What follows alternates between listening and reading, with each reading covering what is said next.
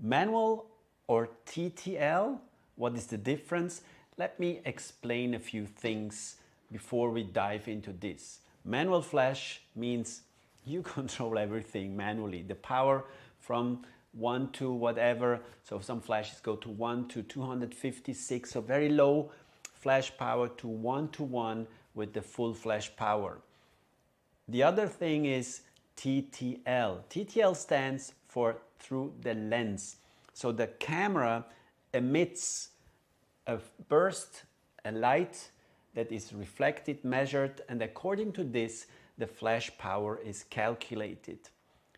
In dental photography, this can be tricky in some situations. That's why the professionals rely on full manual control, but you need to change the power according to the distance to your subject. TTL struggles often because of the dark mouth, and sometimes you're focusing on a little bit lighter areas, getting some bursts, some overexposed or underexposed images.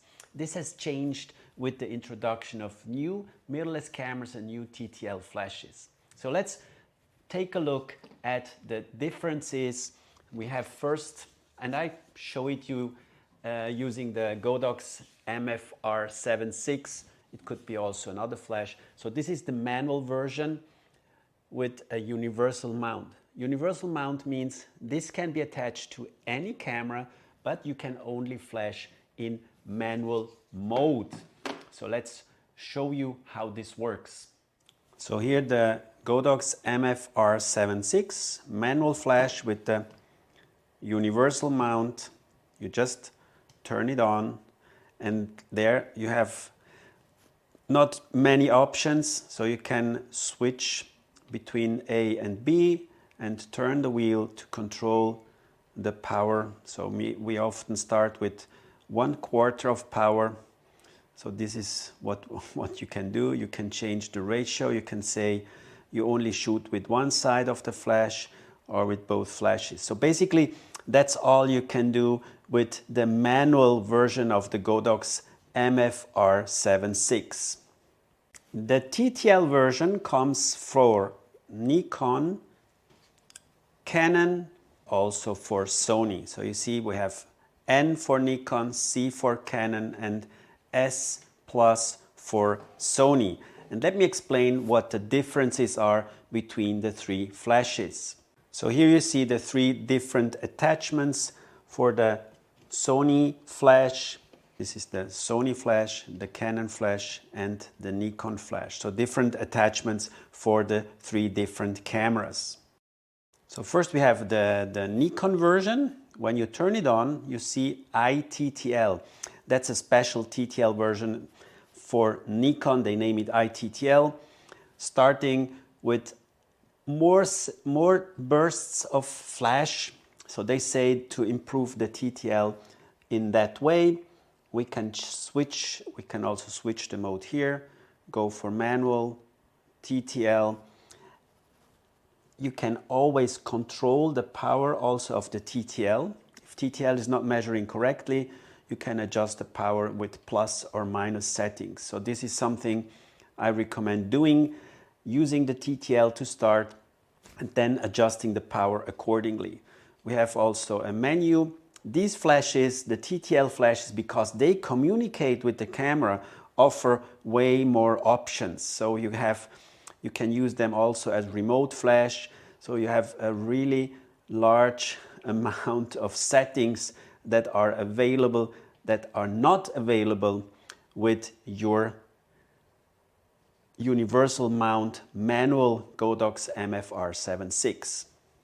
So here the Canon version, and Canon, if we turn on Canon, they name their TTL eTTL. Basically, it's the same. we have the same options, switching mode from manual to TTL, the same menu. So basically that's all you have. The difference, again, it's camera specific.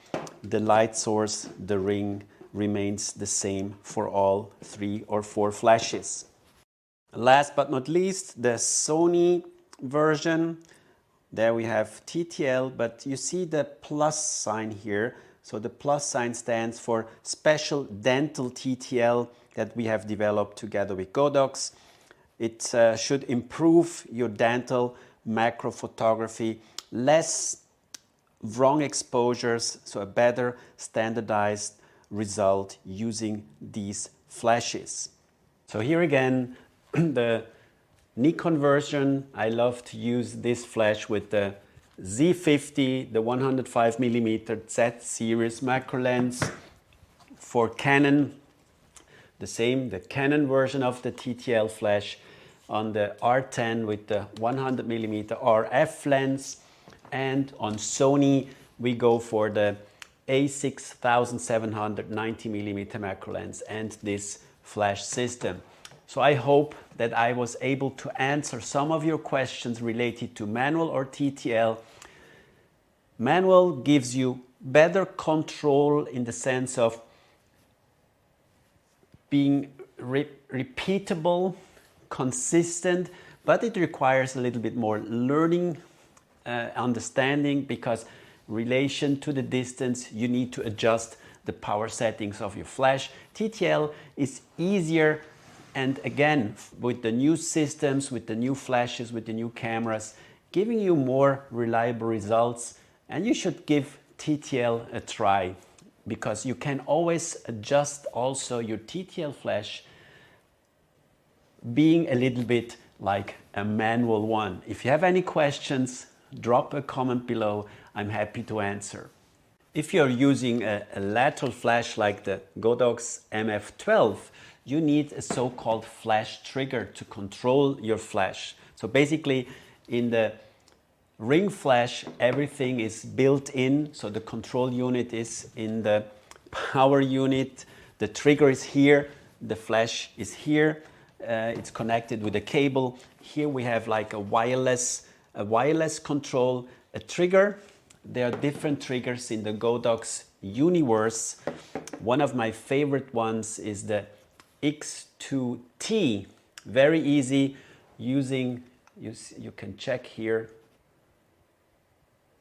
It has these groups A, B, C, D, E, and a small monitor where you can go with all the settings, change from manual to TTL, and basically all the settings you have in your ring flash are reflected also in this small trigger that in the new DK1 kit we have a more advanced trigger. We have a more advanced trigger that offers, in addition to all this, we have in the menu we have a special dedicated dental mode. So we developed this dental mode, helping you again to get more consistent results in your dental photography in challenging situations. So this is something new, a firmware. First it will be available for Sony, but for sure will come also for Nikon and Canon, but for sure will also be available sometime for Nikon and Canon cameras to get better TTL for your dental photography. If you have any questions, drop a comment below and let's level up your dental photography.